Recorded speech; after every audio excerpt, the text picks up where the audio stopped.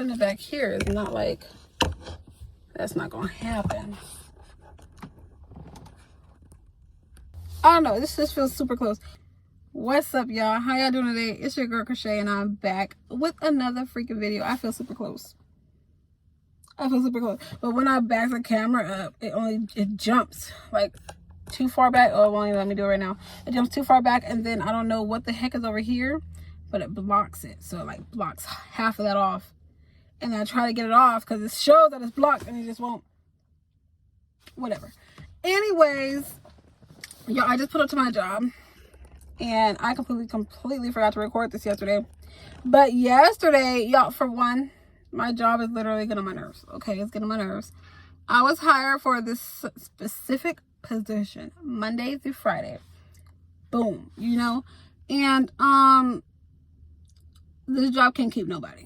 Okay, people quit, people leave, people all day, every day, people just not here. Just leave.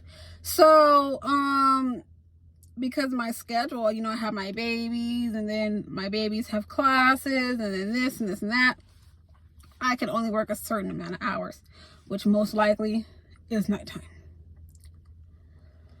And so when she asked for help, I'm trying to help because I could get a little bit more hours, but like my hours are very limited, but I try my best to help the company out, you know what I'm saying? But only thing that's open, and she keeps telling me, it's been like 4 months. And I've been like, hello, have you hired somebody? Oh, I've been doing interviews, but nobody seems fit. Well, how about you just go ahead and hire them? Because everywhere else, the people you feel like is fit, they quit every other day. So come on now. But anyways, this position, it does get scary. I do have like this little fear, you know, and I don't know what it is, because I feel like mainly what it is because I am by myself and it's graveyard. I have worked graveyard shifts at other companies, but they were like 24-hour places, you know what I'm saying? So there was still like a bunch of customers. There was still other security guards. There was like at least 5 of us on duty at the time. And I just know I wasn't by myself. Working graveyard here, you are by yourself. 1 a.m. is the time the rest of the people leave. The place closes at 7. Maintenance comes. There's like 3 maintenance people. They come and they're there all the way till 1 a.m. From 1 a.m. to 6, I'm gonna say 1 to 5, because 6 o'clock is when it opens back up, so sometimes there's a line of people outside. So I'm gonna say 1 to 5. 1 to 5, you are by yourself, completely by yourself. Like, if something was to happen and you call the cops, because that's the only person you can call, only help you can call, cops. Who knows how long cops will take to get there, and you are by yourself until then, completely by yourself. So I already fear this position a little bit because I am not used to being by myself. I'm used to being with people, okay? People.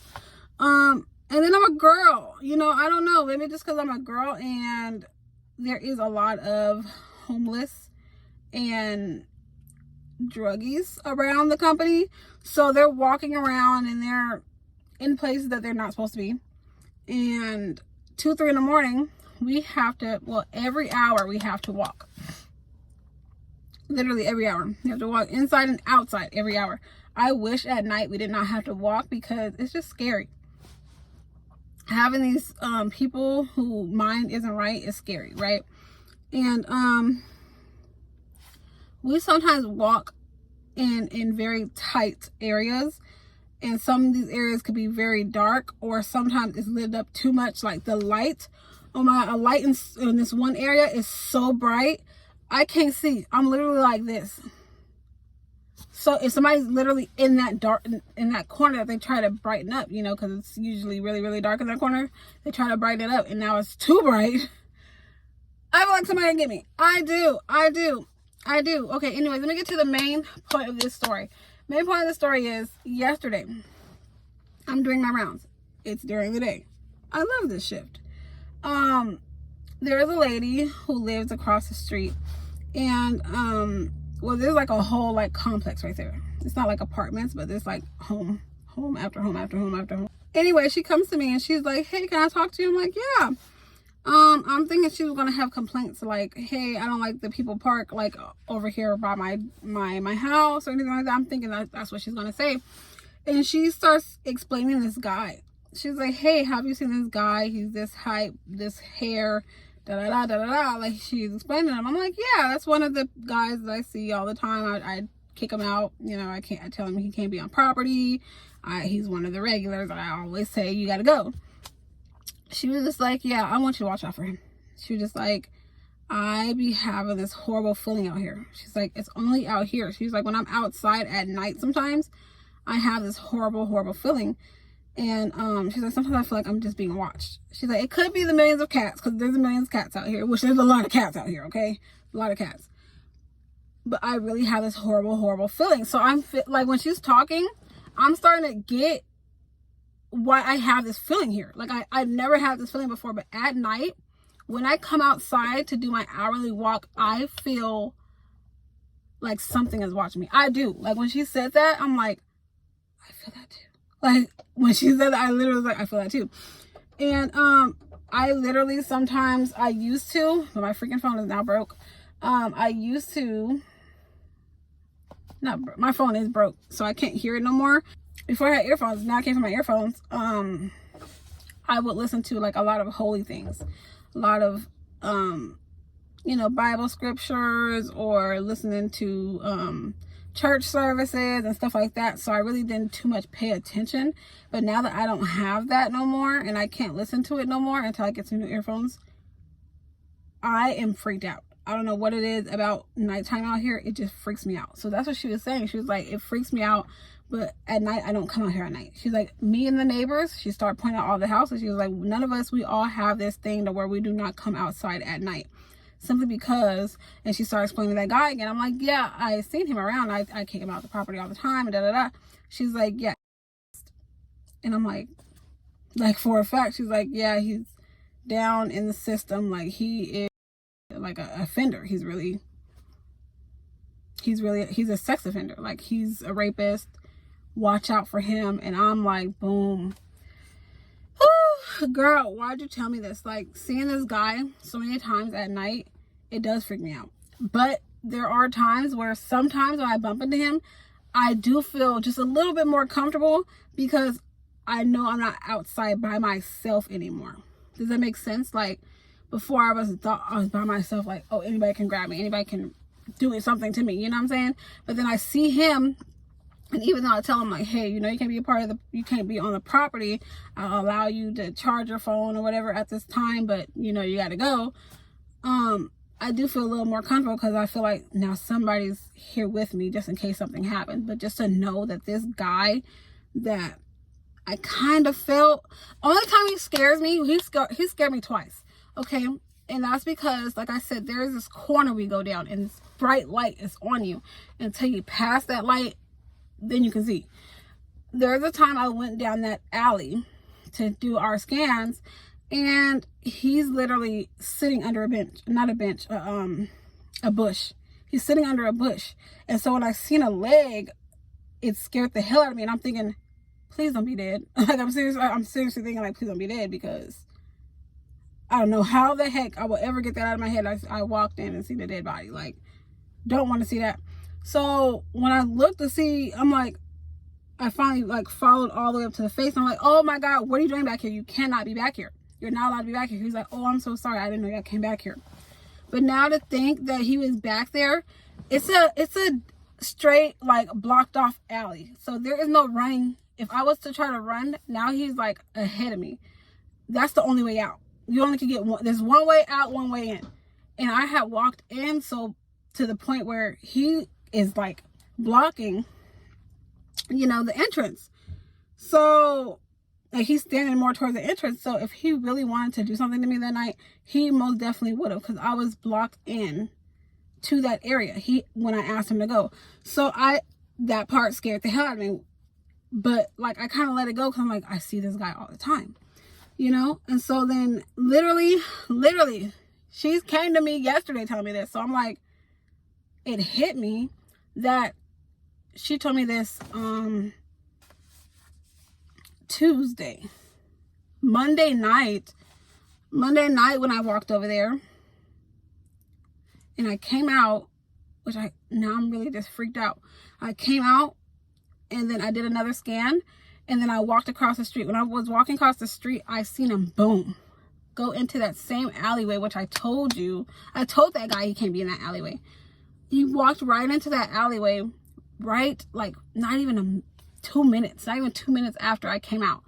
And I'm just like, I just told this guy, but I wasn't thinking like rapist, you know. I was not thinking that until she said it. So she was just like, I'm just letting you know because you're a young woman, and there's a lot of men who work here. There's a man that works at night. I said usually there is a man that works at night, but there's a position that, you know, they can't cover. So right now they have me doing it, but I've been freaked out. Like, I even been talking to the boss, like, hello, have you found somebody? She's like, oh, no, nobody yet. No, nobody yet.